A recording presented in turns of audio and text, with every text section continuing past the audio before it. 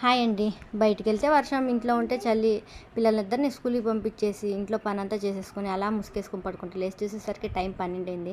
ఇంక పిల్లలొచ్చే టైం అయింది. నా టైంలో ఏం వండాలని మా ఆయనకి ఫోన్ చేస్తే, చికెన్ తీసుకురానన్నారు. వద్దొద్దు ఈరోజు అసలే శుక్రవారం అంటున్నాను. వస్తూ 2 మష్రూమ్ ప్యాకెట్లు తీసుకొచ్చాడు.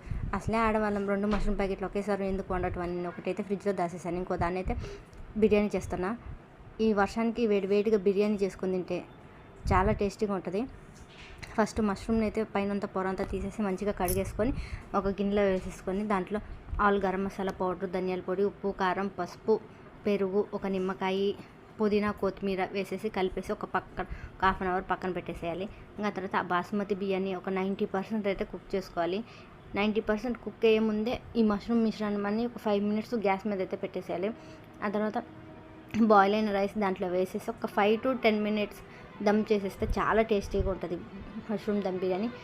ఈ వర్షానికి వేడివేడిగా దమ్ బిర్యానీ తింటే చాలా టేస్టీగా ఉంది. మీకు నచ్చితే ప్లీజ్ సబ్స్క్రైబ్ చేసుకోండి. బాయ్ అండి.